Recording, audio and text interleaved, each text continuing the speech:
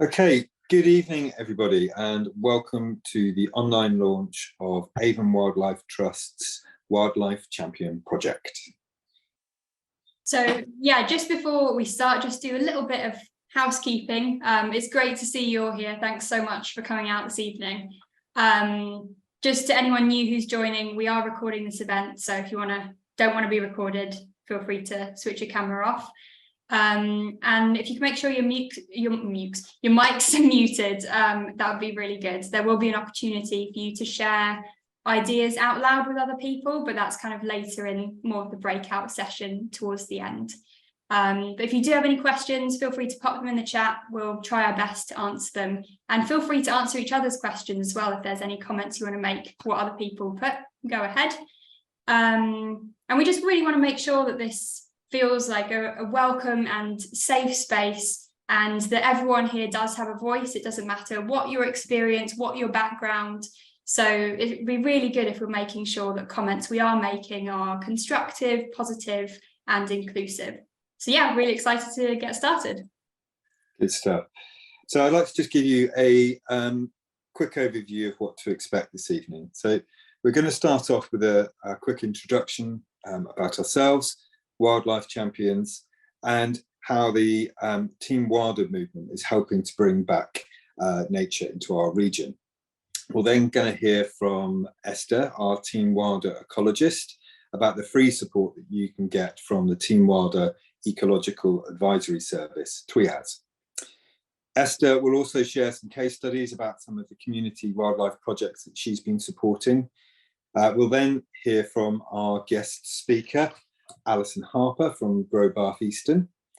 Following this, we will go into breakout rooms to hear from you and hear about your ideas, about your ideas for community wildlife projects.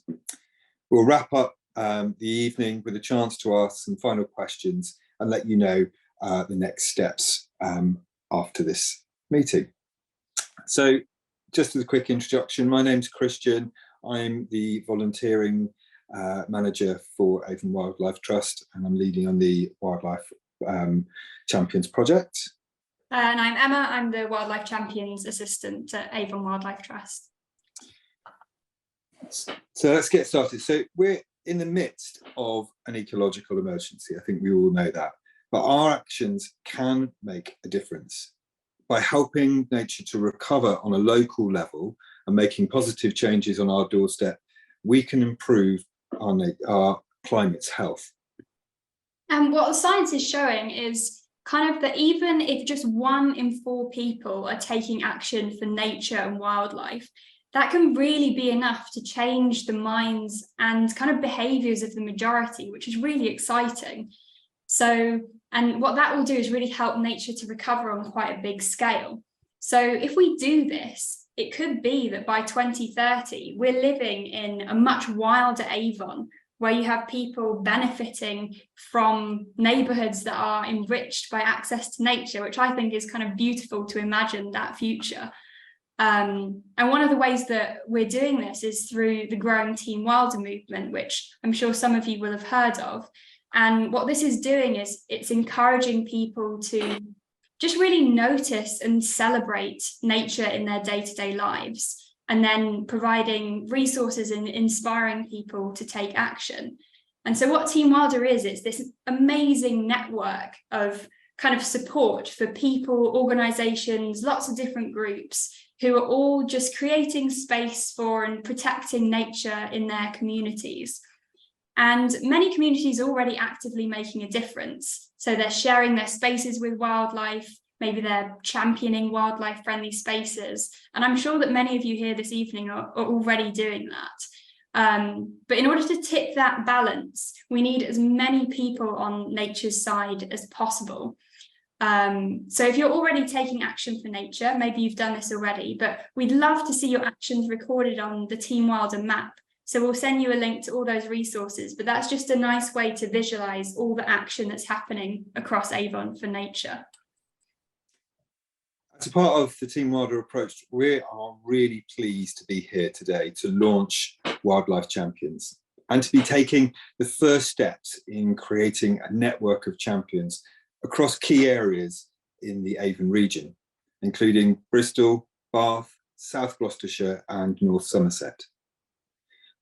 Our champions will design community-based projects with the aim of creating more space for nature and improving biodiversity in their local areas. We will support these projects by developing peer support and learning networks, encouraging the sharing of resources, skills and knowledge. We will also provide an ecological advisory service offering training and workshops. We hope that amongst you today, there will be potential champions, but also those who might support the project by being part of a peer network or sharing your knowledge or experience. So what is a wildlife champion? Well, that's someone who has a passion for wildlife and their community, someone who can inspire others to come together and support nature to thrive in their local area. Wildlife champion projects could include, but not be limited to, community vegetable growing, litter picking, education projects, wildlife gardens, or creating wild spaces and habitats in parks and community spaces. There are so many possibilities, and I'm sure you will all have lots of ideas you may wish to share during our breakout room sessions as well. But how are we, Avon Wildlife Trust, going to support you? Well, we will help you become an ambassador for nature in your community. We will help set up and facilitate a peer learning network, encouraging and sharing the ideas, resources, skills and knowledge. And as we've mentioned, we will also share that free advice, training and workshop through TWIAS. Some of the things that we were looking at in terms of the types of support that we could provide as well include wildlife surveying, fundraising, advice on how to write bids and things like that, looking at volunteer recruitment, community organising, habitat management, public speaking workshops, or support with photography and filmmaking. Over the course of the project, we will be adopting a 2-year plan for support. In the first year, we will help you to develop your ideas and to launch your Wildlife Champion project. We will provide support through workshops, skill sharing, social events, both in person and online. And we will help projects to set up, maintain and grow their peer networks. In year 2, we will then help you look at ways that your project can become sustainable. We will help you to monitor and celebrate the progress of your project and ensure a long-lasting legacy of peer networks working together for nature. Thank you, Christian. So yeah, that's just a few ideas of things and the ways that you can take action for nature and we can support you. But the key here is that this is all down to you. This is very individual. It's decided by the communities. It's decided by you. So now I'd like to pass over to Esther, who's our Team Wilder ecologist, and she's going to say a bit about the support that she's offering through TWIAS and maybe some of the successes that she's had so far. So over to you, Esther. Hello. So yeah, I'm Esther. I'm the Team Wilder community ecologist, and I'm providing advice through the Team Wilder ecological advisory service. So it's been set up to support individuals and communities really improve their land for nature. So I support the enhancement and creation of habitats within your community, land or garden. So the Team Wilder webpage, which I'll put a link to in the chat, has an online form for you to fill out if you're a person that needs support with that, and also book an online video call with me. So I offer my advice through these video calls and also site visits. So if it's quite a complex site, quite a large area, then I might want to provide a site visit to discuss it a bit more. And then if it's a smaller site, quite a simple query, then we can just do it over a video call. And I basically provide recommendations on ways you can create habitats or manage the habitats you have. And I provide a summary report for you. So that has the recommendations in it and then any further resources and organisations for you to go to that I think would really benefit you. Other than that, I provide workshops. So if I get a lot of demand on one particular query, such as wildlife ponds, I can put together a workshop for those interested and try and address all the queries in one go. Or if you're a community group, that have an idea about a project or that you want to create, like a wildflower meadow or something, I can help you with that. And I can either come along to your site or give you an online session where I can go through how to create a meadow, how to manage it and things like that. So far, I've seen quite a few different groups. So these have ranged from individual homeowners with outside space, schools, residential homes, community groups, and friends of groups as well. And they've all had quite a range of queries. So I've helped with ponds, meadows, hedgerows, woodlands, rivers, and smaller habitat features as well, like insect hotels and high vernacular. So I just wanted to go through a few examples. I've got two here. So this first site, if you go back to the other, yeah, that's it, is in Yate. And it's basically a group of residents that manage and maintain some green spaces in Yate on behalf of the council. And basically over the years, they've opened up these green spaces to allow more light into the area. And they started to create a few projects, like that you can see this hedgerow along that bottom picture here that they planted. They've also started to put in an insect hotel and a hedgehog house as well and things like that. So they basically came to me to ask for some more advice on the next steps to take to improve these areas for wildlife.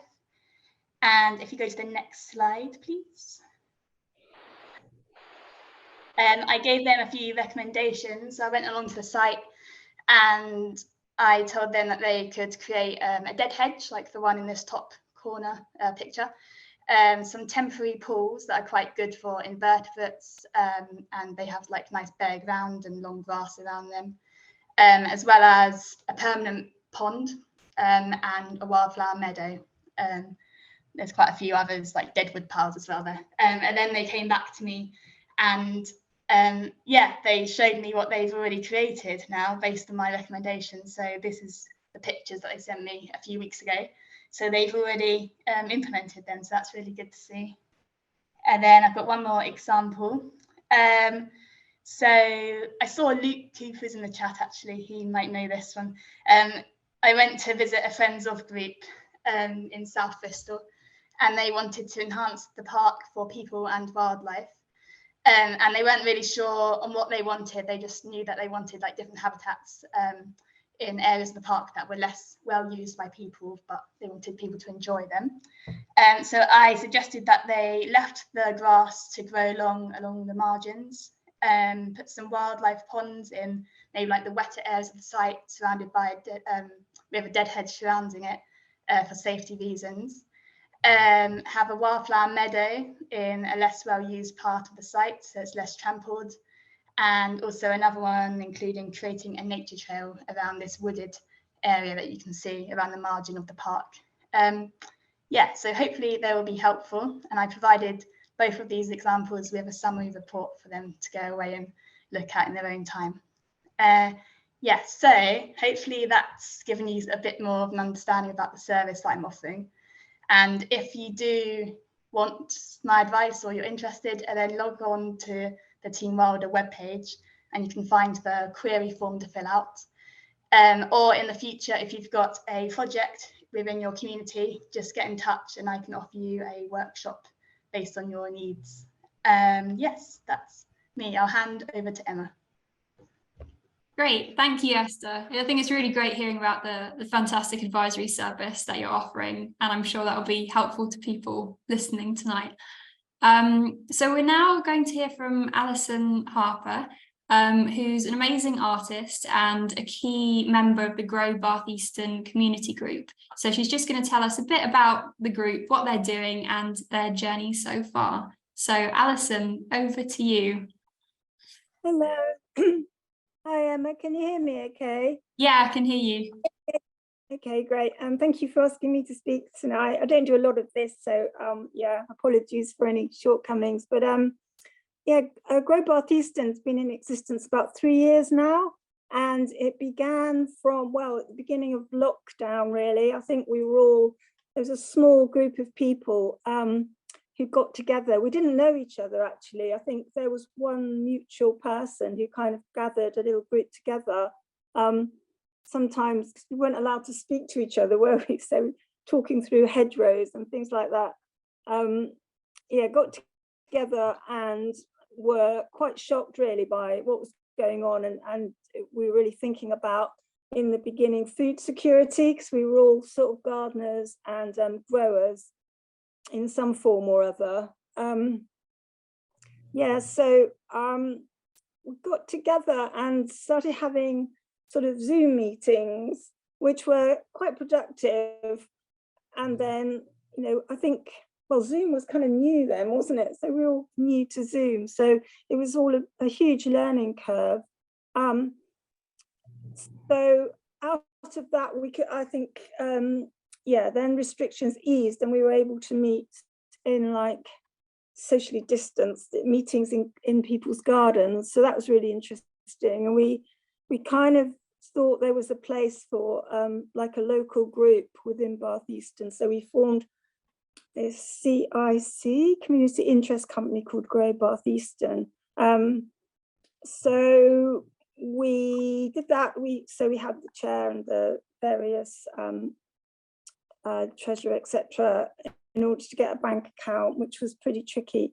We did that, and then we kind of the things that we were interested in was sustainability, obviously, improving biodiversity, because although we live in a very beautiful area, the large parts of it were just mown, for example, just cut every year. So we want to strengthen community also. So there were sort of several strands to the group. We gradually, well, for instance, we've started a local football team for kids. So that's been a lot of fun. We've also got a football team for adults. So that's been quite a bit of fun as well. Walking football. We've got a growing group, and we've used WhatsApp quite a lot, which has been really useful. So our growing group's got about 40 members, I think. We've also got a wildlife group where we can put on things we've seen or things we don't recognize or new things. We've had the opportunity, as you can see from the picture, that's our forest garden. I mean, I've always been a gardener, but I've never had any formal training. So became more of a gardener, shall we say, then became a wild gardener, then got into forest gardening, which was, yeah, quite a learning curve.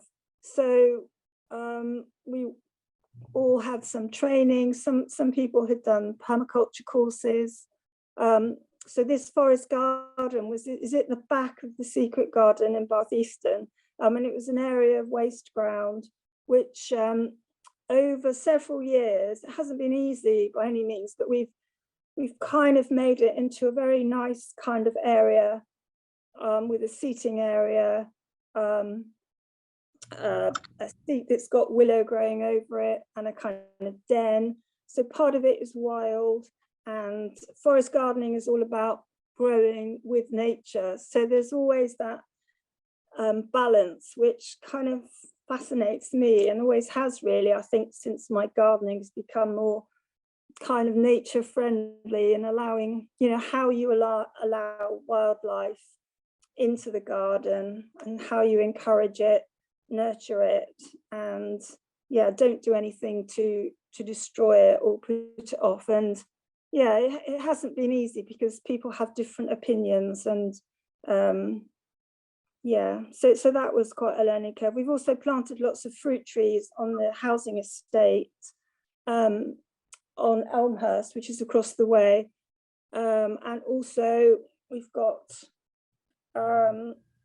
like slopes that where the trees are, fruit trees are, and we call it the orchard slope, and hasn't been cut. We negotiated with Curo, and also Baines. It's quite complicated. Some areas are owned by Baines and some are Curo. So they stopped cutting, and then we planted some. We were trying to make a meadow, but it wasn't easy by any means. So the grass is still hasn't been cut now. Well, one area in particular hasn't been cut at all. well, a little bit. So we're going to see what happens. So making a meadow is not easy, and we've just planted some more wildflower seeds down around the edge of the car park in Batheaston, and we did that quite late. So of course now it hasn't rained at all, so we've taken to hand watering them. So that's been pretty interesting too. So we found our partners. It was important to find, you know, who we could work with, who was going to support us. So we've been supported by Bathscape, Bath and West Community Energy have supported with funding, and the council has been great. Sarah Warren and Kevin Guy have been very helpful, and of course the Wildlife Trust. And we've even done an art trail, which takes place in October, and then this year we're going to do it again, and it's going to have a kind of sculpture and willow trail as well, because there are very old veteran willows down by the river. They've been pollarded just a few years ago, and they looked dreadful. I was sure they were going to die, and it was all bare underneath. It was terrible. But anyway, they've sprung back up like willows do, and all the way along where any pieces of willow were left, they've all started growing. So it's the most extraordinary plant. So that's going to be the basis for a kind of willow, not festival exactly, but using willow weaving, and also the ideas around the river, maybe the beavers. So linking that all together into maybe a story or a contemporary fairy tale, because willows are kind of deep in our psyche, really. Think about the wind in the willows, and they're fantastic for wildlife too. Yeah, so it's great to meet Emma and Christian, because I love talking plants. So anyone who'll talk to me about plants, that's brilliant. And I must just say that if anyone's interested in Beth Chatto has got a website.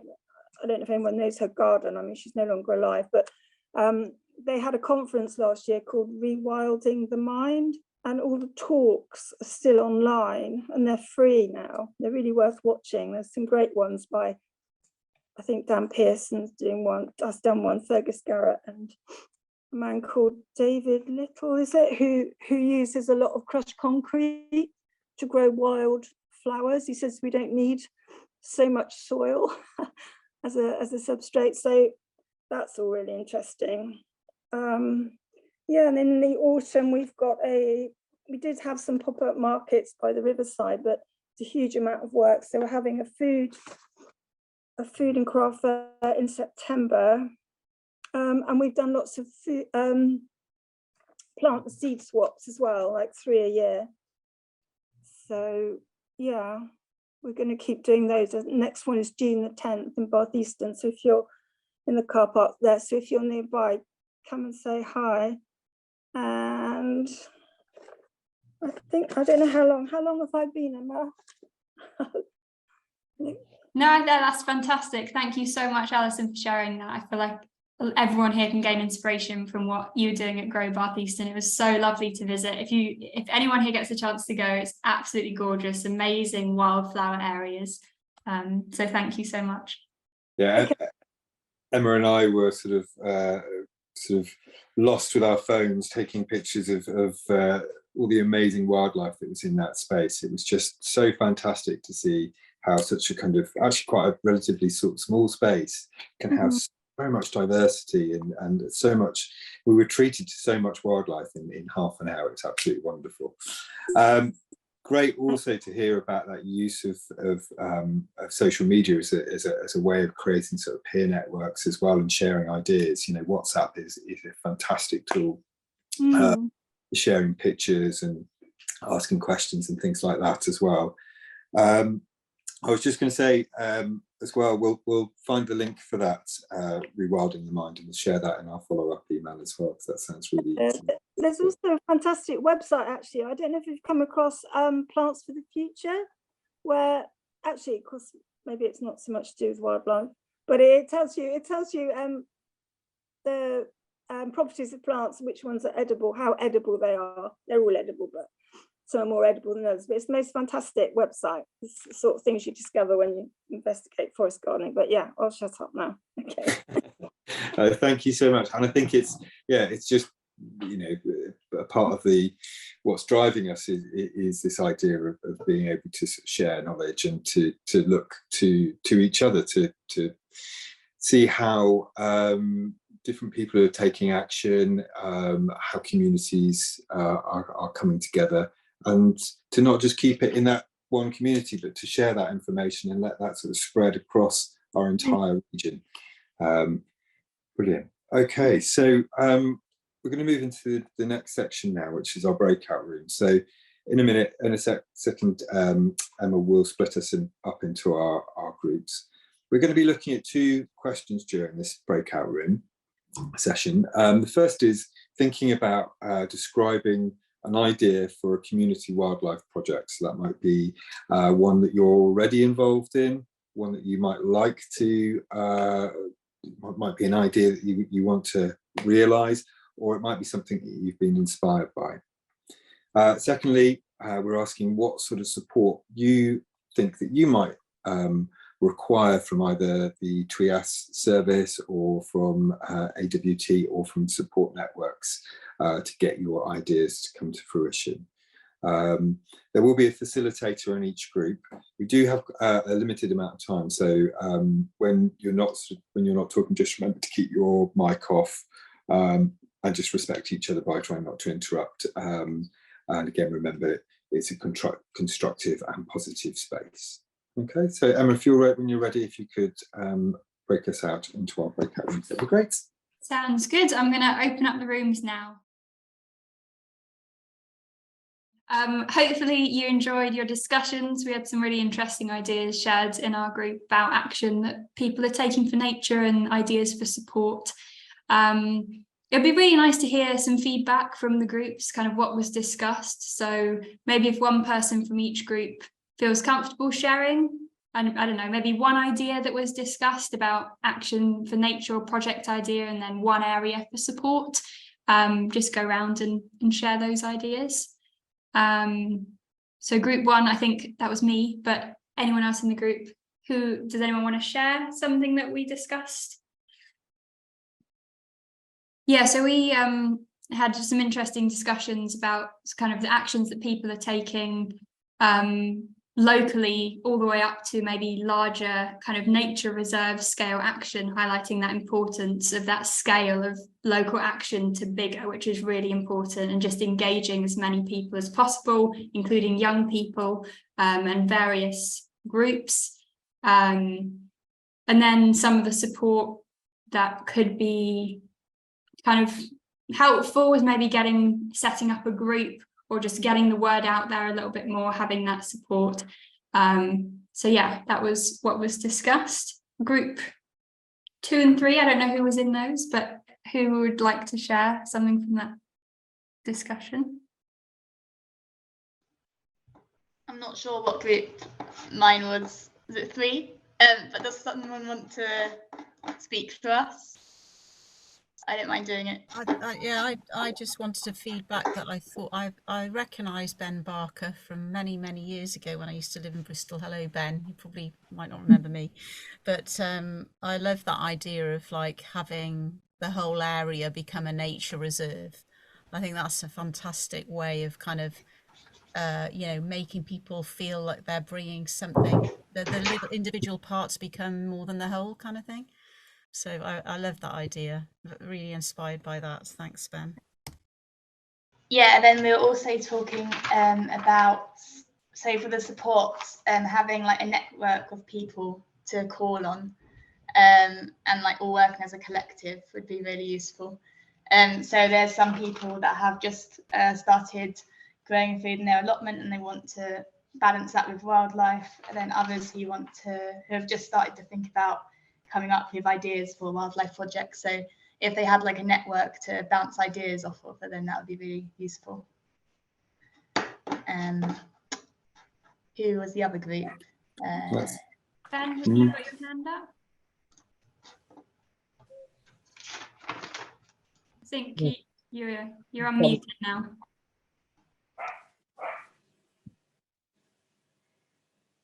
You're back on mute.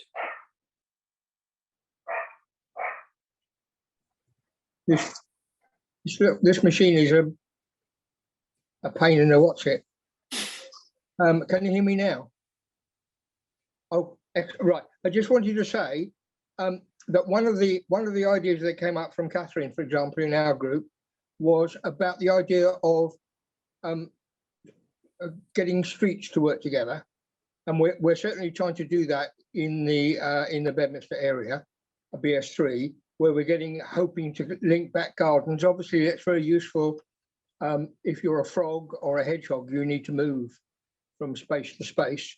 So, holding the fence, basically, or some other way of getting people around. But also the idea of linking up front gardens. And Catherine suggested a very good idea, which we're actually working on, which is the idea we're working with 2 streets in Southville, where we're trying to persuade them to create what we're calling a food forest. In theory, that would be 2 sides of the road with trees, bushes, nuts, fruit of various sorts, so that there'll be nice blossom. It'll look good from a human point of view, but it also obviously will be very useful if you're a butterfly going along, or if you're a hedgehog or a fox or whatever. There should be food there. So it's an idea of just making a linking between people, but also between front gardens. Whether it's going to work is another question. No, that sounds great, linking up streets. Thank you. Do we want to go into questions, or we're just aware of keeping to time if we want to do? I'll just say very quickly from our group, just one of the questions that came up about support that people might want, which I thought was really interesting. There's a couple of points. One was about getting people involved, getting communities involved behind projects and enthusing people about it. So when people see things changing, they don't fear that kind of change. They feel like part of that. But also, really interesting one as well was looking at the sort of data and how various organisations are recording data about the changes that happen, and how we use that, and how we can really sort of show people, the beginning point, the middle point, and the end point, or projection of where we're going with the project. So that really inspires people to want to have sort of buy-in on a project. I think it's, we often hear lots about rewilding projects and things that are happening, but it's kind of, where did we start from, and where is it we're planning on going, and what's the reason for that? I thought that was really interesting as well. Okay. So, did anybody have any questions at all? Can I make another point that arose from our discussion? Yeah, it can, Ben. It's just we're a little bit short on time, so if you just keep it brief, that's okay. But yeah, over to you, Ben. Right. Okay. Just to make the point that someone in my group talked about how difficult it was if you were an allotment holder, that there are very often people with very different ideas on the allotment. The allotment is just for food. Grass must be cut. There must be no weeds. All that sort of stuff. And I'm not sure if it's a comfort, but that debate is going on every allotment in the area, and will continue, I guess, for several years. We just have to be resolute. We just have to say, okay, well, this isn't the Second World War anymore.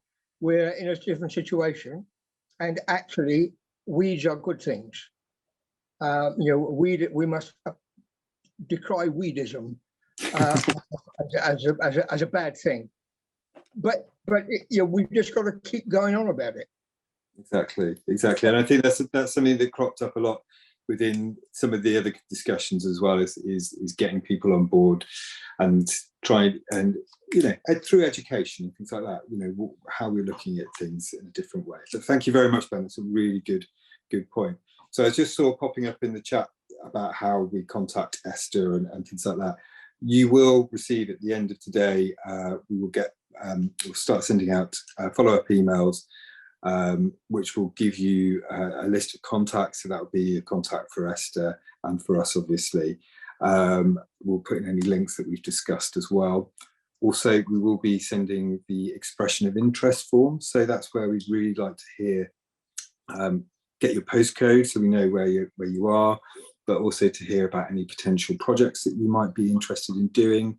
Again, skills that you feel that you might be able to share as a part of a peer network, and skills that you would like to get from a network or from wildlife trust or from TWIAS. So what we're planning to do after that, once we get our responses back from everybody, is we'll then start to arrange visits to come out and see you and talk about your ideas in person. We want to help you plan any projects that you might have and get you started on the process of either becoming a wildlife champion or being part of a peer support network or joining the wider Team Wilder movement. Emma?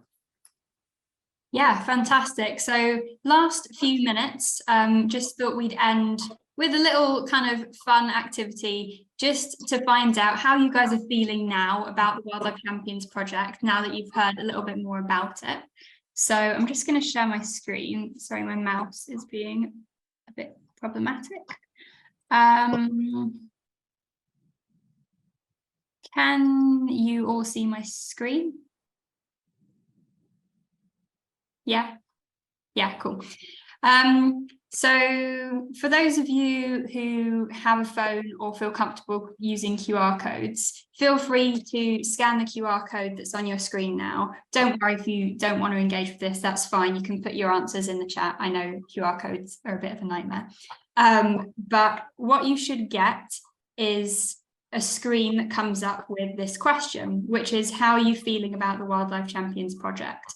So this could be maybe how you found the event this evening, something you're looking forward to, maybe you've been inspired by ideas in those breakout rooms, and you can share up to 3 words or short phrases about how you're feeling. And as you answer, those will pop up on the screen here. It's completely anonymous, but it's just a nice way to see how people are feeling. And yeah, it's exciting to see what people say. So go ahead and answer that if you want, or put it in the chat if you're not comfortable.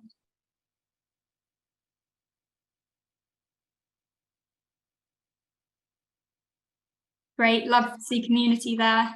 Inspired, excited, brilliant. And the words get bigger the more times people use it. So it's great to see that a lot of people are putting that as answers.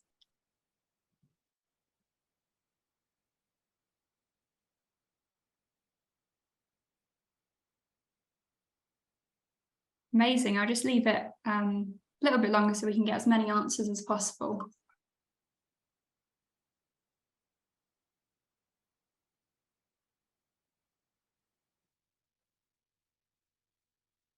I love seeing it change. It's just, I like how dynamic it is and seeing what people are thinking. Got a lot of communities working together. That's really, really empowering to see. Dynamic, positive, fantastic. Thank you so much for sharing those ideas. And I can't see the chat at the moment, but thanks to anyone who put it in the chat. And just, yeah, it's 7 o'clock now. So I wanted to say thank you so much for spending your evening listening to us, hearing about the Wildlife Champions project. And yeah, keep your eye out. We'll be sending that chaser email just with updates, with that expression of interest form if you want to register your interest in becoming a champion. But thank you so much for your time. We hope you've enjoyed it. Thank you.